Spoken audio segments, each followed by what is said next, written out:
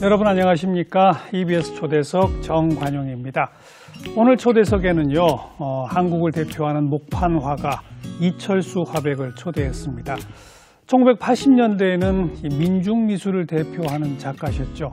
그런데 벌써 오래전부터 아주 담백한 그림, 그리고 아름답고 의미심장한 글귀로 우리 주변에 책자를 통해서 달력으로 익숙하게 많이 접하고 있는 그런 작품을 남기고 계신 이철수 화백. 또 농사 짓는 판화가로 유명하고요. 올해로 데뷔 40년을 맞으셨다고 해서 특별히 초대했습니다. 어서 오십시오. 네, 반갑습니다. 네.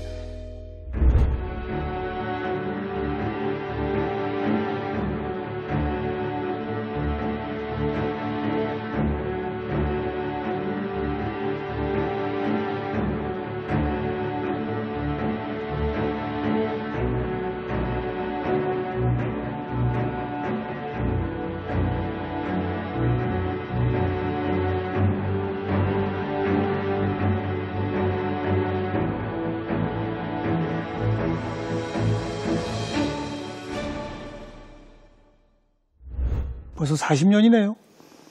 예, 그렇게 됐네요. 첫 번째 목판 개인전 여신 게 81년이었잖아요. 예. 40년 세월이 느껴지세요? 예, 저도 40년 생각해 본 적이 없는데 그렇게 됐어요. 40년 무슨 기념 전시 이런 거 혹시 없으십니까? 30년 전을 한번 해봤어요.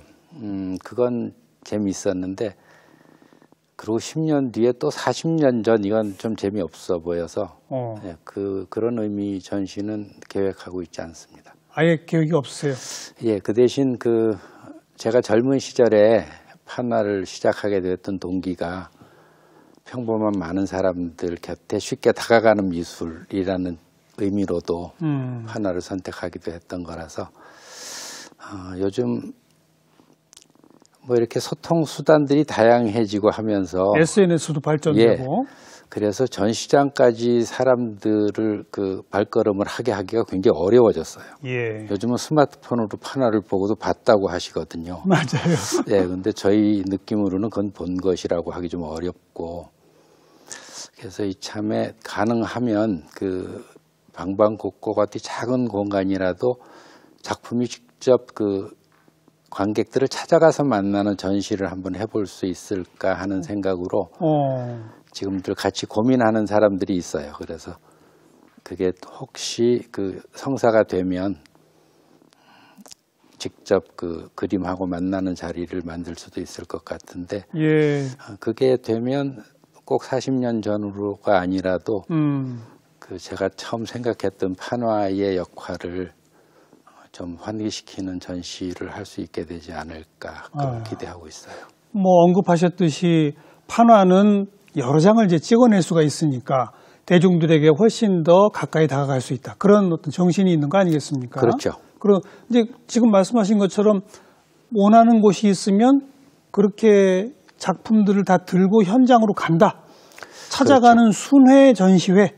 그런 셈이죠. 이런 거는 미술에서는 전 못 본 것 같은데. 순회 음악회는 많습니다만. 작은 규모로 찾아가는 미술관 이런 것은 있기는 해요.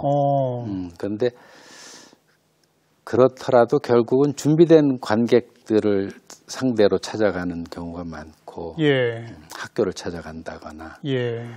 그런 경우가 많은데, 저는 전시는 처음 본다 이런 사람들 좀 만나고 싶어요. 그러면 시골 방방곡곡, 예, 찾아가는 판화 그림 전시회. 예. 한 번도 전시를 한 건 본 적도 없는 사람들 시골 방방곡곡까지 내가 찾아가겠다. 예. 좋은 시도 같습니다. 제가 살면서 제가 판화가로 살게 된 것이 행복하다고 느낄 때가 가끔 있는데, 예. 어느 해인가 친구가 아주 야심한 시간에 전화를 해서 포장마차라고 하면서, 포장마차 여주인이 당신이 이철수 친구라고 하는 말을 믿을 수가 없다고 한다고, 네. 바꿔줄 테니까 그 이야기를 좀 하라고 하는 거예요. 그 포장마차 갔는데 연말에 달력이 걸려 있는데 제 판화 달력이더라고요. 그렇죠, 그렇죠. 그래서 도대체 이게 왜 여기 와서 걸려 있냐고 그랬더니 자기가 포장마차하고 사느라고 고단한데 1년에 꼭 한 번 달력 사는 게 나를 위한 투자라고 하면서 자기를 위한. 예, 선물처럼 그걸 연말이면 꼭 사서 건다고. 근데 당신들 같은 술꾼들 영혼도 좀 정화하고 하라고 걸어놓았다고 하더라는 거예요. 그러면서 당신이 이철수 화백의 친구일 리가 없다. 이제 그러면서 놀렸는가 봐요. 근데 그 얘기를 전해 들으면서 그날 저녁이 참 좋았어요. 기분 좋으셨겠네요. 예, 그래서 그런 분들 곁에 그림 가지고 한번 가보고 싶다는 뜻입니다. 누구나, 누구에게나. 근데 원래 미술 전공 안 하셨죠? 예. 어떻게 그 판화가의 길로 접어들게 되신 거예요? 제가 그렇게 좀 어린 시절에 집이 좀 어려웠는데 아마 그 어려움을 좀 과하게 느끼고 반응했던 것 같아요. 지금 생각해 보면. 그러면서 책을 도피처 삼아서 책. 예, 책을 좋아하는 소년이자 청년이자 그랬는데 문학소년, 문학청년? 관심이 좀 있었죠. 글 쓰는 거에? 예. 근데 글 쓰는 거랑 그림과는 또 다른데요? 예, 그래서 글을 읽다 하니까 문학은 세상의 아픔에도 혹은 차별에도 반응하는 세계가 있는데 그렇죠. 미술은 그게 너무 없어 보였어요. 특히 우리 사회에 그게 거의 아무것도 없어서 공백처럼 보여서 예. 그런 의문을 늘 가지고 있었는데 그 시절에 한편으로는 제가 그림을 잘 그리는 사람이라고 평판이 있어서 그림 그리는 사람처럼 살았거든요. 중고등학교 때도? 예. 그럼 그림 솜씨는 있으셨던 거네요? 지금 생각해 보면 대단한 재능이 아니었는데 어쨌든 옆에서 잘한다니까 잘하는 줄 알고. 어디서 배우셨어요? 좋아했죠. 체계적으로? 아니요, 그럴 일이 없었죠. 뭐 그래요? 저희 연배야 그런 기회가 어디 따로 있을 리가 없고. 예. 저희 세대 때는 국내에서는 판화도 따로 공부를 하거나 할 수 있는 장은 없었어요. 근데 그렇기도 하고 뭐 전 경제적인 어려움들도 좀 있어서 네. 그런 기회도 얻지 못했고. 그래서 책을 보다 하니까 멕시코 혁명이라든지 중국 혁명이라든지 거기마다 판화가 등장하더라고요. 그렇죠. 예. 근데 그게 상당히 이렇게 혹하기도 하고 지금 말씀드린 대로 진보적인 미술의 자리가 없어 보이는 것이 저한테는 좀 이렇게 관심거리이기도 했는데 바깥에는 있었구나라는 것. 외국에는 있었구나. 알게 되고. 하긴 우리나라의 민중미술 개념 비슷한 게 등장한 건 80년대 이후라고 봐야 될 거예요. 그렇죠. 80년대 벽두에. 그러니까요. 예. 그러니까 원래는 책 읽는 걸 좋아했고 그림 솜씨는 좀 있다고 칭찬을 들었고 근데 외국 책들 이렇게 보다 보니 판화라고 하는 게 있구나라는 걸 눈뜨신 거군요. 그렇죠. 그다음 판화라는 거를 말씀하신 것처럼 체계적으로 배울 기회도 없는데 그럼 그냥 무턱대고 파셨어요? 어떻게 하셨어요? 그 시기에는 국내에서는 판화를 하는 분들이 많지 않았어요. 원로로는 이경성 화백 같은 분이 판화를 하시기는 했는데 대중들에게 그게 어필해 있지도 않았던 것 같고 오윤 선생 같은 오윤 선생. 예. 잘 알려진 민중미술의 대표 작가 중에 한 분이신데 그런 판화가가 그저 몇 개의 작품을 세상에 내놓은 단계였어요. 근데 저는 이제 판화에 관심이 많아서 그 몇 개 안 되는 작품이 아주 눈에 쏙쏙 들어와서 예. 그런 작품을 유심히 살펴보기도 하고 때로는 흉내를 내보기도 하고 그러면서 판화에 조금씩 이제 눈을 떠가게 됐죠. 어찌 보면 독학이시군요. 예, 저는 온통 독학이었어요. 또 소재를 나무로 할 수도 있고 뭐 다른 걸 책할 수도 있잖아요. 목판화는 또 시작하시게 된 건 어떻게 된 겁니까?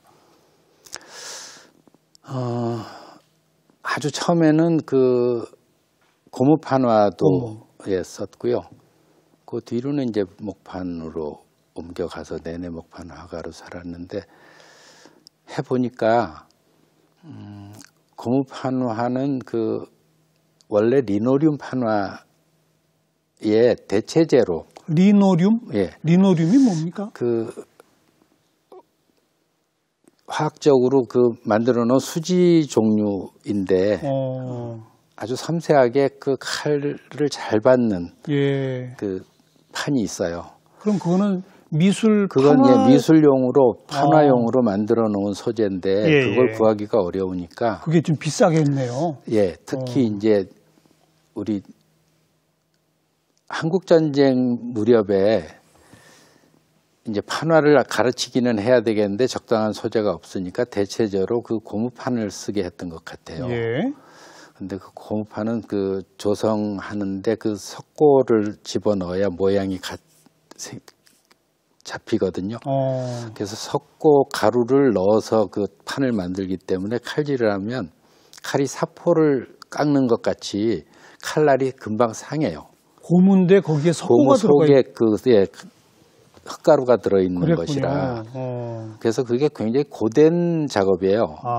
그래서 아마 젊은 어린 시절에 판화하면서 힘드셨던 기억이 날 거예요. 예, 예. 잘 안 깎이는 거죠. 그래서 판화를 굉장히 불편해해요. 그 힘들고 부담스러운 장르로 생각하는 경향이 생겨버렸는데 목판이 오히려 쉽고 잘 깎입니다. 그거 잘 이해가 안 돼요. 처음에는 고무가 훨씬 쉽게 깎일 것 같은데 예. 아니군요. 고무 속에 석고가 들어서 예. 나무가 더 잘 깎인다. 그래서 네. 그 목판을 이제 주로 쓰게 되기도 하고 목판이 따뜻해요. 그 사람들이 목 가고 좋아하시는 거나 그러니까 딱 예. 완성된 그 느낌이 훨씬 따뜻하다. 그렇죠. 예. 그리고 예. 서양 판화들처럼 그 금속이나 혹은 그 돌이나 그걸 그 송곳 같은 칼로 새긴 작품하고는 질감 자체가 많이 다르죠. 그래서 목판으로 이제 정착이 된 거로군요. 예. 네. 그럼 책 읽고 젊은 시절 그때부터 어떤 민중미술적, 민중사관적 그런 세계관도 저절로 체득이 되신 겁니까?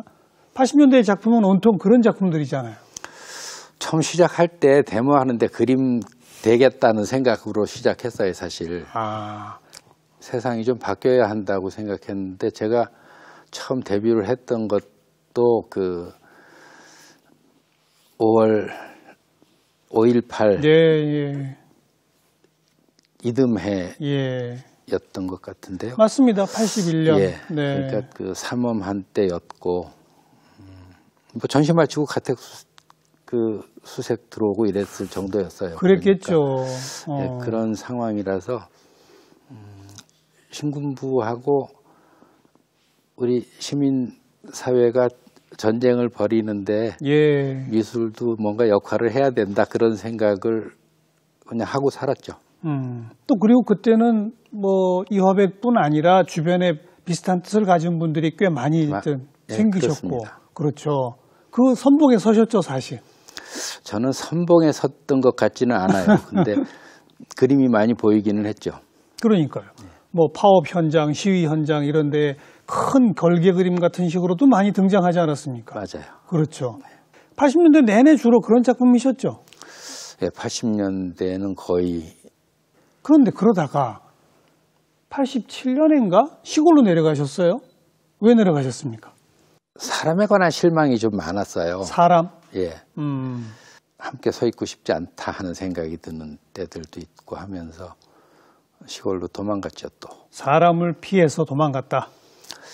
예, 저는 그 젊은 시절에는 그렇게 책으로 한번 멀리 도망을 갔다가 청년기를 지내면서는 그 거처를 옮기는 도피를 감행하게 된 거죠.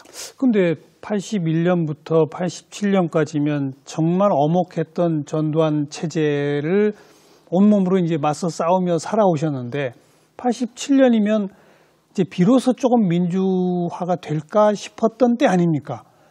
그때 오히려 하실 일이 많았던 거 아니에요? 그런데 후련히 떠나버리셨어요? 그 무렵부터는 이제 그렇게 그 거울을 보는 듯이 그 우리 마음에 그 두 얼굴을 가진 것처럼 보이는 분들이 이렇게 보이기 시작하니까 나는 어떤가 그런 생각을 자꾸 하게 되더라고요. 예. 근데 남한테 손가락질을 할 주제가 아니다 그런 생각도 들고 뭔가 좀 준비 없이는 누구라도 그럴 수밖에 없을 것 같다는 생각도 들고 해서 나를 가다듬는 일도 여전히 여기서는 좀 어렵겠다는 생각이 들기도 하고 그래서 시골 생활을 결심을 하게 됐죠. 그래 내려가셔서 그냥 농사를 짓기 시작하신 거예요? 아니요, 가진 게 없어서 시골집 하나 사고는 뭐 아무것도 남는 게 없었기 땅도 때문에 없고? 예. 그래서 처음에는 그냥 텃밭 농사로 시작을 했어요. 그래서 비세는 집을 고치려고 얼른 올라와서 전시도 한번 하고 내려가고 돈 벌어 가서 집 고치고. 예. 그 충북 제천? 예. 원래 그 연고가 있으신 곳인가요? 아니요, 집 보러 갔을 때 처음 가본 곳이었어요. 어떻게 왜 또 거기를 정하셨어요? 원래는 원주 인근으로 갈 뻔했어요. 그 무의당 장일순 선생님께서 그 근처 와서 살으라고 하셔서 그래서 그쪽으로 갈 뻔했는데 그 선생님께서 저한테 쓰게 해주고 싶어 했던 땅을 그 구입하기가 좀 어려운 사정이 생겨서 그래서 이제 집을 찾아서 조금 수소문을 하다가 원주에서 멀지 않고 아주 전형적인 시골 중산간 농촌 마을을 발견하게 됐어요. 그래서 거기로 갔죠. 그럼 그냥 우연히 집 보러 다니시다가 고르신 곳이 제천이군요. 이현주 목사님이 그 지역에서 한 반년 글 쓰면서 지내보신 적이 있는데 거기도 좋더라고 하셔서 그래서 그 선배님께서 안내를 해주셔서 만난 빈집이 지금 제가 살게 된 집이에요. 그로부터 지금까지. 예. 이제 텃밭은 좀 넓어졌죠? 예, 이제는 그 땅도 꽤 많습니다. 그죠. 예. 농사 짓기 힘들지 않으세요? 그래서 많이 줄이고 있어요. 한때는 많이 하셨는데. 예, 지금도 동네 평균보다는 많이 져요. 뭐 작물을 어떤 것들 하세요? 선생님 생각하실 수 있는 거의 모든 작물을 지을걸요. 벼농사도 지으시고? 예. 벼농사도 짓고, 뭐 고추장, 된장 담글 거리나 김장 할 거리 모두 다 지어요. 그러면 식생활은 모두 자급자족이 되십니까? 거의 그렇죠. 이야, 언제부터요? 그렇게 되신 지가 오래됐습니까? 꽤 됐죠. 예. 전문 농사꾼이시네, 그럼. 서울 사람들 앞에서는 그렇게 행세할 수 있어요. 동네에서는 여전히 서툰 이주민인데. 그래도 꽤 넓은 밭에, 논에 모든 작물을 다 경작하시려면 일손이 뭐 애지간히 많이 들어가는 게 아닐 텐데, 그럼 판화는 언제 하세요? 오늘 판화가로 불려 나오기는 했는데 저는 평소에 머릿속에 제가 판화가라고 하는 생각을 넣어두고 살지는 않아요. 그럼요. 제가 하고 싶은 이야기를 판화로 한다는 것 뿐이지 요즘처럼 뭐 농사일이 바쁠 때는 전적으로 농사일 하고 지내고요. 네, 그냥 농사꾼이고. 예, 그리고 비 오는 날. 일 못하는 날. 예, 그러면 뭐 앉아서 또 판화 새기고. 이제 겨울 들면 이제 논밭에 일은 없으니까 그 시기에 밑그림을 보통 이제 그 시기에 준비해 놓죠. 네. 그리고 그 농촌으로 가신 그 즈음부터인가 선생님의 작품의 어떤 성향이 바뀌었죠. 예. 어떤 민중미술적인 또 투쟁의 선봉에 서는 그런 작품에서 제가 처음 소개한 것처럼 아주 담백한 그림 그리고 아름답고 의미심장한 글귀 이런 쪽으로 변화하지 않았습니까? 그 계기는 뭘까요? 아까 말씀드린 대로 그 다른 사람들의 삶의 행태를 통해서 나를 돌아보는 계기가 돼서 그 시골 생활이 시작됐다고 했는데 그 무렵에 이미 그래서 그 제 스스로도 조금 그 성찰적인 면모들이 좀 자라기 시작하는 사람으로 변했는데 네. 그 무렵에 그 독일 순회전을 할 기회가 생겼어요. 독일. 예, 그래서 독일 주요 도시를 6군데, 스위스 2군데를 이제 순회전을 하느라고 한 석 달 나가 있다가 들어오게 됐는데, 예. 독일에서 제 전시를 준비하고 추진하던 위원회가 만들어져 있었는데, 거기 여성 변호사가 계셨던 것 같아요. 근데 그분이 저하고 이제 그 간담회를 하는 자리에서 당신 그림 속에 전체주의적인 냄새가 난다. 그런. 전체주의의 냄새. 예. 근데 그 말은 그 처음 들어본 이야기이기도 하고 굉장히 충격적이지 않습니까? 그래서 내가 이 신군부. 네. 폭압적인 정치 권력하고 맞서서 싸움하는 그림을 그리는 사람인데 무슨 그런 터무니없는 소리냐라고 반박을 했는데 그 말 자체는 머릿속에 들어와서 박혀서 나가지를 않는 거예요. 예. 그래서 전시를 마치고 돌아왔는데 그게 화두처럼 계속 제게 와 있어서 작업을 하기가 어려워지더라고요. 본인의 작품을 들여다볼 때마다 전체주의 떠오르는군요. 그렇죠. 그래서 1년 반쯤을 사실 작업을 못했어요. 그래서요? 그래서 뒷짐지고 이제 텃밭 농사를 조금씩 하면서 시간을 보내게 됐는데, 그때 사람이 달라지게 됐던 것 같아요. 지금 생각해 보면.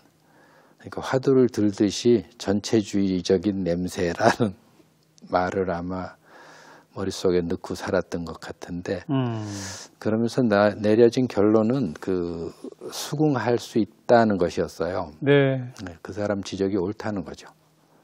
그래서 그러면서 골리앗 크레인에 내걸렸던 그런 화염병을 든 노동자의 모습, 노동자의 그림이라든지 대신 다른 무엇을 올려줄 수도 있지 않았을까.